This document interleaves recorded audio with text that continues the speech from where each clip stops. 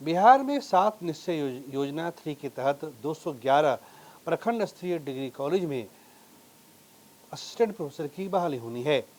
लिहाजा इसकी जिम्मेदारी बिहार विश्वविद्यालय सेवा आयोग को दी गई है। इस वक्त हमारे साथ बिहार विश्वविद्यालय सेवा आयोग के chairman professor doctor Girish Kumar Chaudhary हैं। सीधे उनसे बात करते हैं। सर, एक लंबे अरसे बाद फिर आयोग की तरफ से ये वैकेंसी निकाली गई है। हमारे दर्शक ये जानना चाहते हैं कि कौन कौन से विषय हैं और पूरी प्रक्रिया कैसी रहेगी। देखिए, इसका पूरा वैकेंसी निकाल दिया गया है, वेबसाइट पर भी है, पेपर में भी आया, समर्थ पोर्टल के माध्यम से एप्लीकेशन लिया जा रहा है। ये 211 जो नवसृजित नए कॉलेजेस हैं उसके लिए, प्लस उसमें 6 सब्जेक्ट अभी शुरू करने का निर्णय लिया गया है।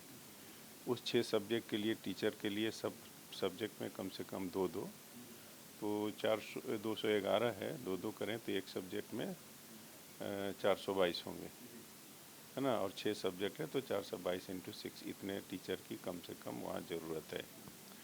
लेकिन अभी फ़िलहाल इमरजेंसी में वहाँ पर चाहिए, चूँकि शिक्षक नहीं है, इसीलिए उसके लिए लोक भवन ने एक इंस्टीट्यूट बनाया है कि इमरजेंट के लिए ऑन कॉन्ट्रैक्ट असिस्टेंट प्रोफेसर की बहाली कैसे की जाए। तभी जो वैकेंसी निकली है असिस्टेंट प्रोफेसर ऑन कॉन्ट्रैक्ट की है, तो ये 211 के साथ साथ इस सब्जेक्ट में जो रेगुलर कॉलेजेस हैं, रेगुलर यूनिवर्सिटी हैं, कॉलेजेस हैं, उनका भी एक साथ करके समेकित निकाला गया है। तो इसमें करीब 3,687 सीट है।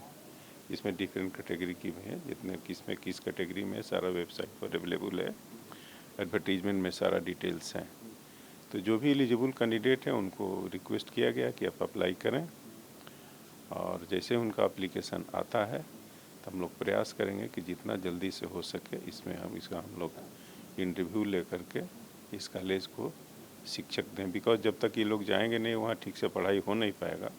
बाकी जो पुराने कॉलेजेस में वहाँ तो शिक्षक हैं, उसे काम चल रहा है, लेकिन 211 बहुत ही अर्जेंट में किया गया है। इसीलिए आपने देखा होगा जो इंस्टीट्यूट जो बनाया गया है इसके लिए अलग से बनाया गया है, इमरजेंट अपॉइंटमेंट के लिए।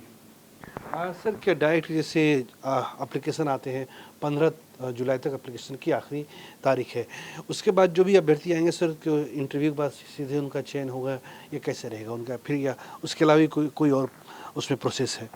नहीं, देखिए उसमें 2 चीज़ है। आप देखे होंगे इंस्टीट्यूट में assistant professor on contract, assistant professor regular basis, दोनों का अलग अलग इंस्टीट्यूट है।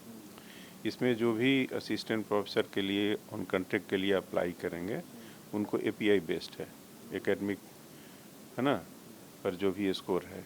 फॉर एग्जांपल मैट्रिकुलेशन में 10 मार्क, इंटरमीडिएट में है, PG में है, UG में है, PhD पर है, और नेट पर है, JRF पर जो भी मार्क्स है, टोटल 88 मार्क्स का है। तो जो कैंडिडेट उसमें मार्क्स भरेंगे उसको हम लोग एज्यूम करेंगे कि करेक्ट है, और उसे रिलेटेड उनको डॉक्यूमेंट भी अपलोड करना है। On the date of interview उनके डॉक्यूमेंट्स को चेक करेंगे। अगर किसी ने लिखा है कि हमको मैट्रिक में 90% है, और डेट ऑफ इंटरव्यू के दिन पता चलता है कि नहीं, इनको 89.99% ही था, अगर उसके चलते मार्क्स में डिफरेंसेज होता है तो उनको इंटरव्यू देने से वंचित कर दिया जाएगा। तो जो भी एप्लीकेंट है, मैं उनको बताना चाहूँगा, हिदायत देना चाहूँगा कि कोई गलती नहीं करेंगे। अगर मार्क्स भरने में गलती, ज़रा सा भी गलती करते हैं तो इंटरव्यू के रोज़ कितना भी प्रयास करेंगे उनका साक्षात्कार से बाहर कर दिया जाएगा। सर, ये जो कॉलम होगा, जैसे आप ऑनलाइन जो अभ्यर्थी फॉर्म भरेंगे, तो जैसे मान लीजिए कि किसको ये प्रशांत कुमार है, उनको मैट्रिक की परीक्षा में 89.85% मार्क्स है, तो सर इस तरह का कॉलम आपने बनाया होगा तब तो? एकदम, जो भी सब कॉलम बना हुआ है कि आप मैट्रिकुलेशन में कितना % मार्क्स है, इंटरमीडिएट में कितना % मार्क्स है। लेकिन अभी देखे होंगे कुछ दिनों से CGPA आ गया है। CGPA को कन्वर्ट करके आपको मार्क्स देना है। अगर गलती से परसेंटेज जहाँ डालना हुआ CGPA डाल दिए, सपोज आपका CGPA 7.5 है, और अगर उसको कन्वर्सन 75% आता है, आपने CGPA लिख दिया 7.5, तो 7.5 लिखेंगे तो 7.5 मार्क्स का ही आपको ये होगा, वेटेज मिलेगा। तो आप ध्यान रखें अभ्यर्थी लोग कि जो CGPA में जो जहाँ भी इनको CGPA में मार्क्स है उसको कन्वर्सन फार्मूला होता है हर इंस्टीट्यूशन का, हर संस्थान का, हर यूनिवर्सिटी का। आपका जो CGPA का परसेंटेज में कन्वर्सन का जो भी फार्मूला है उस फार्मूला से उसको परसेंटेज में निकाल करके ही मार्क्स भरना है, बिकॉज परसेंटेज ऑफ मार्क्स के आधार पर ही स्कोर उनका कैलकुलेट होना है। सर इंटरव्यू की तारीखें कब से घोषित होंगी, चूँकि 15 जुलाई तक तो ऑनलाइन एप्लीकेशन की तारीख है। एक बार सारे फॉर्म को देखने के बाद देखिए, इमरजेंसी में अपॉइंटमेंट करना है, हम लोगों ने 5 दिन का समय रखा है अपने पास कि इसमें एप्लीकेशन को स्क्रीन करें, इंटरव्यू लेटर इशू करें। हमने टेंटेटिव डेट रखा है 20 से, हमारा प्रयास भी रहेगा कि 20 से इंटरव्यू शुरू हो जाए, लेकिन अब और डिपेंड्स करता है कि अब कितने एप्लीकेशन आते हैं। अगर मान लीजिए लाखों में एप्लीकेशन आ जाते हैं, है ना, तो कुछ सोचना होगा, लेकिन हम लोग जो एस्टिमेट किए हैं लग रहा है कि उसको हम लोग स्क्रीन कर पाएंगे, 5 दिन में इंटरव्यू लेटर इशू कर पाएंगे। तो जो भी एप्लीकेंट हैं उनको हम ये भी हिदायत देना चाहेंगे कि वेबसाइट के टच में रहें, किस दिन किसका इंटरव्यू है सारा चला जाएगा 15 के पहले, और होपफुली कि हम लोग 20 के पहले 20 से इंटरव्यू हम लोग शुरू करेंगे।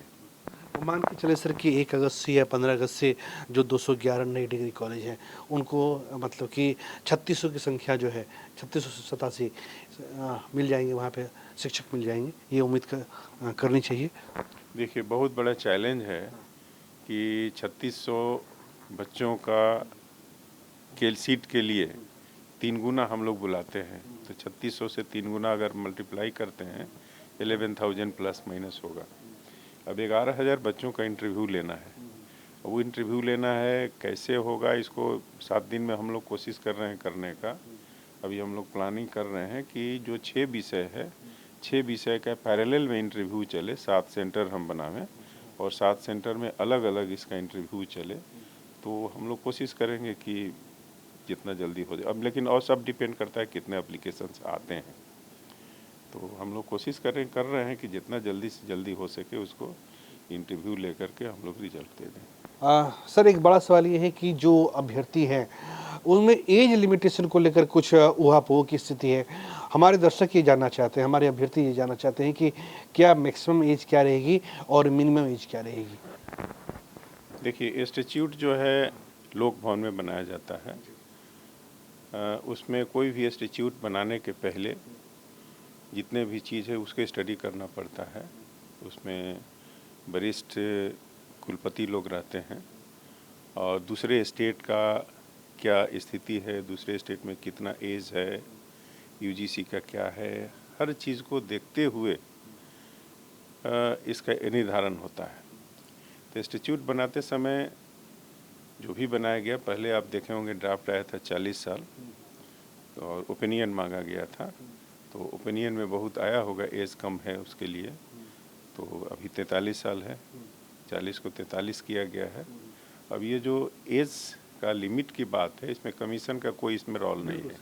जो लोक भवन से जो इंस्टीट्यूट में आएगा उसमें हम ज़रा सा फुल स्टॉप कमा कोई भी हम चेंज नहीं कर सकते हैं।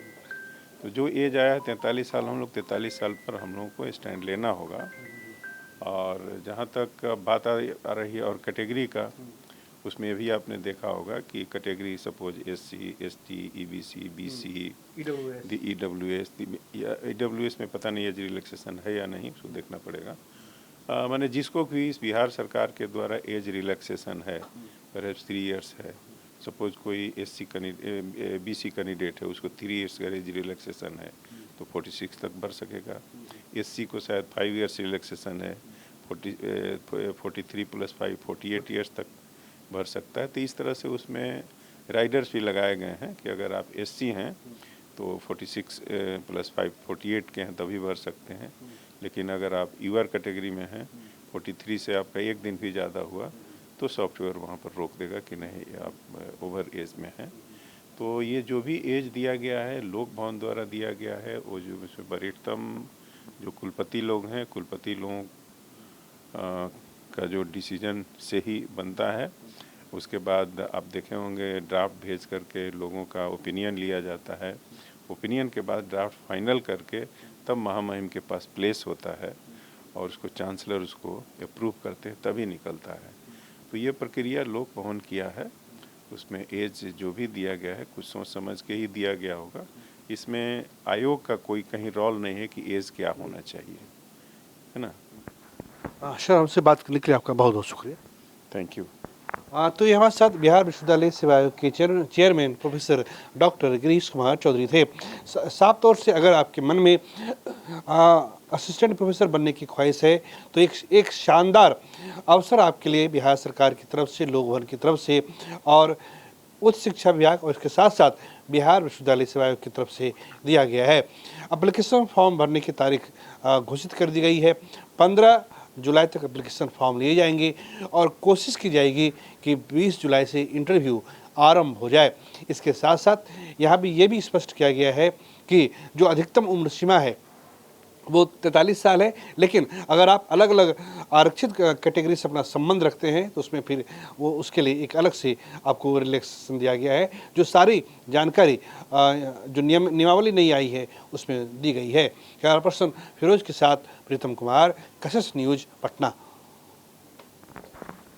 तो ये हमारे साथ बिहार विश्वविद्यालय सेवा आयोग के chairman professor doctor Girish Kumar Chaudhary थे।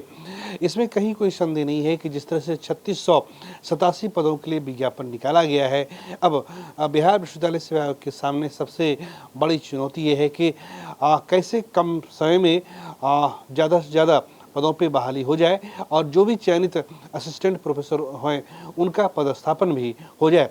हालांकि यही बिहार विश्वविद्यालय सेवा आयोग है जिन्होंने कुछ दिन पहले जो साल 2020 में विज्ञापन निकाले गए थे उस पर बिल्कुल फेयरली, ट्रांसपेरेंट और निष्पक्ष तरीके से सारी बहालियों को अंजाम दिया गया था। एक बार फिर सरकार, राजभवन ने बिहार विश्वविद्यालय सेवा आयोग पे भरोसा जताया है और उम्मीद कर सकते हैं कि बिहार की जो 211 नए प्रखंड स्तरीय डिग्री कॉलेज हैं उनको योग्य असिस्टेंट प्रोफेसर मिलेंगे और बिहार का उच्च शिक्षा की दिशा में एक बेहतर भविष्य हो सकेगा।